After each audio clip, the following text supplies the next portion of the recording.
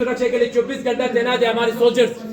मैं उसी ग्लेशियर के अंदर -60-70 डिग्री में अपने 22 साल की सर्विस में 3 बार ग्लेशियर काट के आ चुका हूं, तो इसीलिए आप लोगों को ग्लेशियर के बारे में ब्रीफिंग होगा। फिलहाल आप लोगों का फोकस जो इस जमीन के ऊपर, इसको बोलते हैं इंडियन आर्मी में टेरियन मॉडल या सेन मॉडल। इंडियन आर्मी तब बनाता है जब किसी ऑपरेशन को लॉन्च किया जाता है या उसके बाद किसी को डीप ब्रीफिंग देने जा रहा हूँ, जो कि मैं अभी आप लोगों को यहाँ पे डीप ब्रीफिंग देने जा रहा हूँ। कारगिल वॉर शुरू करने से पहले आप लोगों में से एक साथ बोलेंगे भारत माता की, बाकी सब बोलेंगे जय। आप लोग तैयार हैं?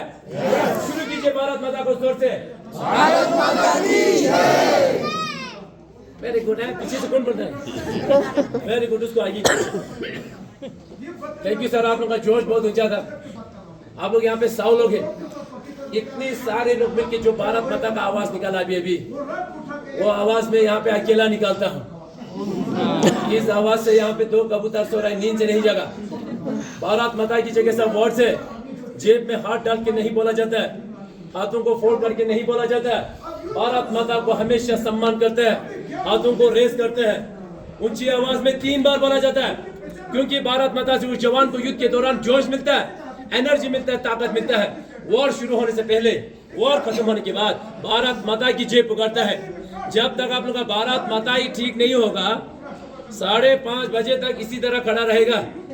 जिस किसी का भी हाथ नीचे दिखाई दिया, दिन भर भारत माता पुकारने दूंगा। बाद में नहीं बोलना सर, हमें लेट हो रहा है। आप लोग की आवाज जो है पाकिस्तान बॉर्डर तक जाने जाएगा। उससे पहले आप लोग जो पीछे है, ये जगह खाली है, इधर आइए, वहां से दिखाई नहीं देगा। आप लोग में जोश है? ये देखो जोश, आप लोग में जोश है? शुरू कीजिए दोबारा जोर से भारत माता को।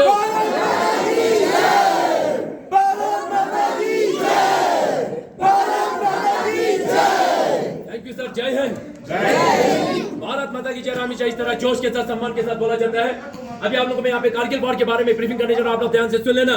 सबसे पहले ये टेरियन मॉडल के अंदर जितना भी रेड लाइन में आप दिखा रहा है, ये रोड से, कोई कच्चे रोड, कोई पक्के रोड, इसके अंदर जितना भी ब्लू लाइन में दिखा रहा है, ये रिवर से, कोई छोटे रिवर, कोई बड़े रिवर।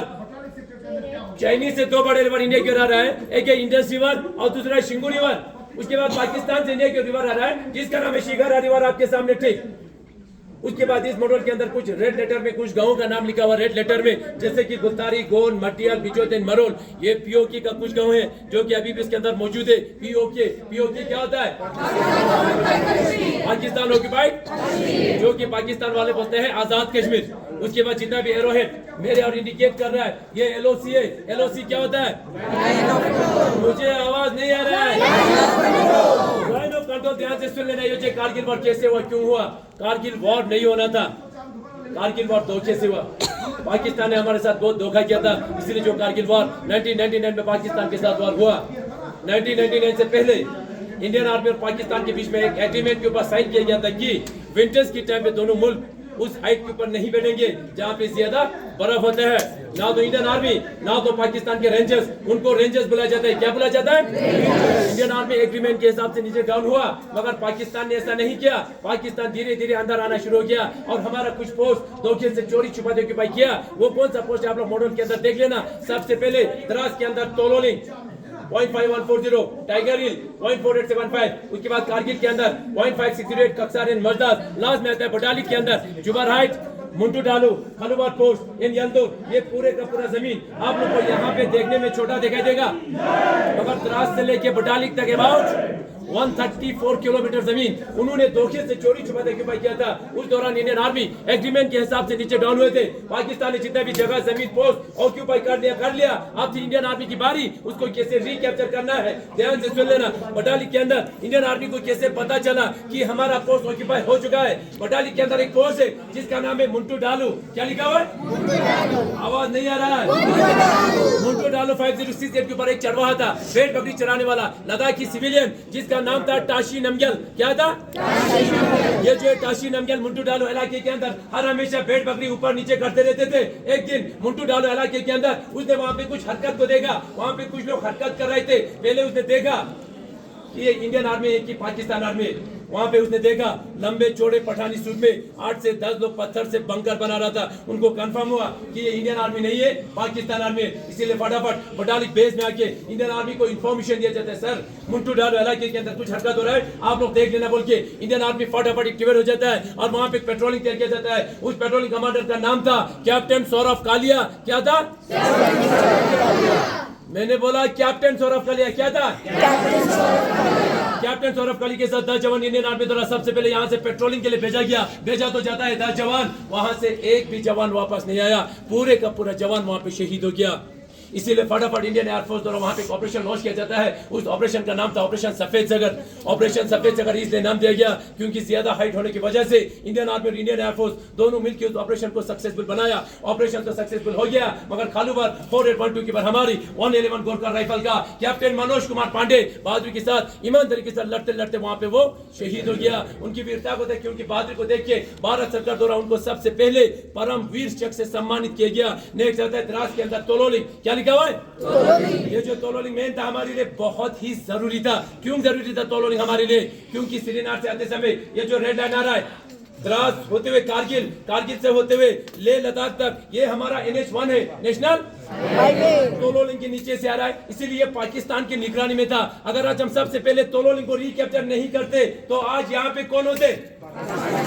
ऐसा होने देते नहीं। ऐसा होने देते नहीं। ऐसा ना हो। तोलोलिंग को रिकैप्चर करने के लिए कैप्टन विजय थापर को टास्क दिया। कैप्टन विजय थापर बहादुरी के साथ, ईमानदारी के साथ तोलोलिंग को रिकैप्चर करने के बाद 22 साल की उम्र में यहाँ पे शहीद हो गया।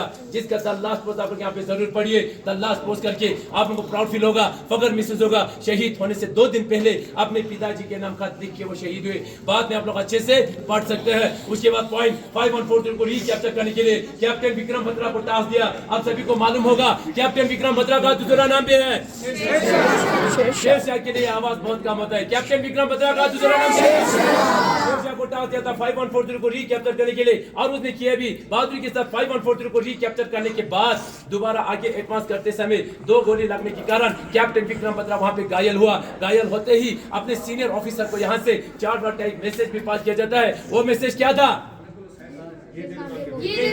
क्या था? फिल्म देखते समय इतना चिल्लाया होगा शेर से आया बोल के, यहाँ पे हकीकत में नहीं चिल्ला रहे। ये दिल मांगे मोर बोल के दोबारा 4875 पर बढ़ने लगा। 4875 में पहुंचने से पहले कैप्टन विक्रम बत्रा 2 गोली लगने के बावजूद भी पाकिस्तान की 3 बंकर को बर्बाद करके, जिससे कैप्टन विक्रम बत्रा 4875 टॉप पे पहुंचने वाला था, अचानक बैक साइड में 5 गोली लगने के कारण कैप्टन विक्रम बत्रा भी वहां पे शहीद हो गया।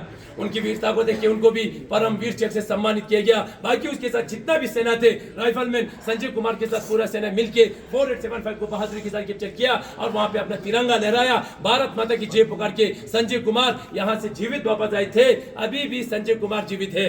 लास्ट में आता है टाइगर हिल। ज्यादा डोमिनेट हाइट होने के कारण इंडियन आर्मी को कम से कम 1 महीने का समय लग गया। टाइगर हिल को रिकैप्चर करने के लिए 18 ग्रेनेडियर को टास्क दिया था। आप लोगों ने नाम सुना होगा, ग्रेनेडियर योगेंद्र सिंह।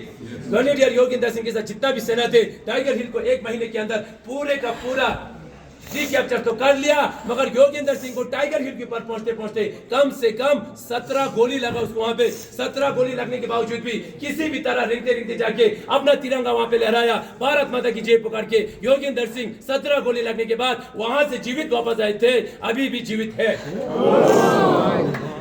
लास्ट में कारगिल 568 कप्तान मदद, ये भी पाकिस्तान ने ऑक्यूपाई करके रखा था। इंडियन नेवी द्वारा लास्ट में यहाँ पे ऑपरेशन लॉन्च किया गया। उस ऑपरेशन का नाम था ऑपरेशन तलवार। ये जो कारगिल वॉर 1999 एक्चुअल में शुरू हुआ था बटालिक से 2 मई को, और कारगिल में आके 26 जुलाई को ये वॉर खत्म हो गया। कम से कम इंडियन आर्मी को 3 महीने का समय लग गया। पाकिस्तान ने जितना भी जगह जमीन पोस्ट ऑक्यूपाई करके रखा था, इंडियन आर्मी ने 3 महीने के अंदर पूरे का पूरा रिकैप्चर किया। पाकिस्तान को यहाँ से एक भी टुकड़ा लेके जाने नहीं दिया। इसीलिए हर साल 26 जुलाई को कारगिल विजय दिवस मनाते हैं, और इस दौरान इस देश की सुरक्षा करते करते उन माओं का 3 महीने के अंदर 527 जवान इस देश के लिए शहीद हुए और 1100 से ज्यादा यहाँ पे घायल हुए। Thank you.